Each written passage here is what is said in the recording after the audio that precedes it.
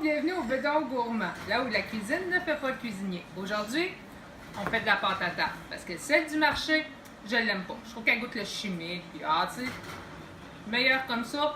3 ingrédients, pas compliqué. Cette quantité-là va vous donner 3 assiettes comme ça, cette grosseur-là qui donne, mettons, les pâtés puis tout, là, ça donne des bonnes portions. Ou plus dans les assiettes à dessert, 4 comme ça.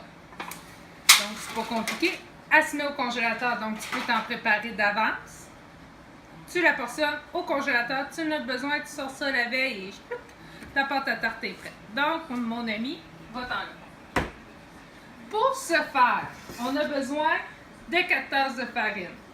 Moi, je l'achète en coup quasiment de 20 livres, donc je la mets dans une chaudière. Ça évite qu'il y ait de l'humidité ou quoi que ce soit et ça se garde très très longtemps. Donc, on y va avec 4 tasses de farine.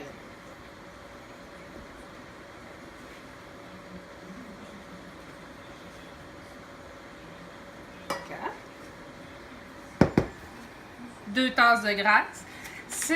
Moi, c'est un bloc Crisco que j'ai parce que je préfère la graisse végétale, mais vous pouvez aussi prendre de la Tender Flake ou de la marque Maison qui fait très très bien l'affaire. C'est pas le bloc au complet. Il y a 1/3 de tasse de surplus dans le bloc, mais ça, on le prend, on le met de côté et on est correct. Là, c'est la partie, on détruit le bloc de graisse. Parce qu'il va falloir venir granuler. Bien, finalement, on mélange la farine puis la graisse ensemble. On frotte les morceaux entre les doigts.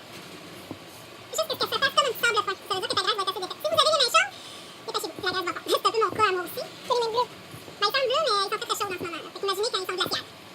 Personne ne veut que je les touche. Ça sera pas bien là. Comme vous voyez, regardez, la graisse se mélange. Parce que si on laisse des flocons de graisse de même, c'est quand même pas pire.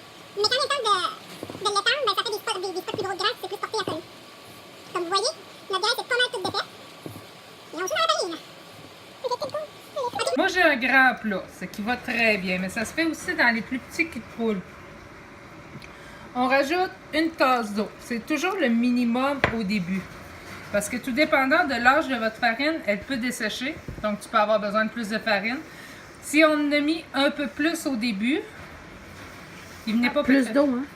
Un peu plus de farine au début, ça va prendre plus d'eau, ouais. Comme là, vous voyez, j'ai pas assez d'eau. Fait qu'on va aller en rechercher, puis on y va. Là, on gomme tout dans ce sens-là.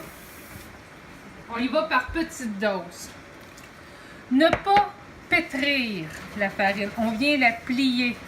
On va sur le côté, on ramasse, puis on ramène au centre. Parce que plus vous allez la pétrir, plus votre pâte va être raide. Tandis que si vous y allez amoureusement, comme ça, en la taponnant du bout des doigts, elle va rester floconneuse. Fait qu'elle va tout être feuilletée.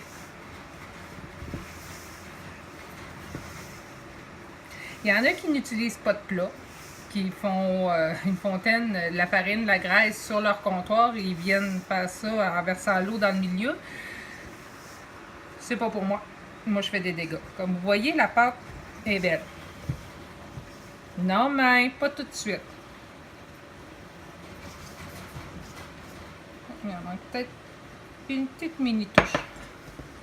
Ah oui, il a resté là.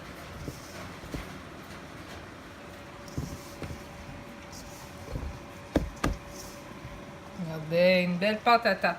Là, on ne l'utilise pas tout de suite. C'est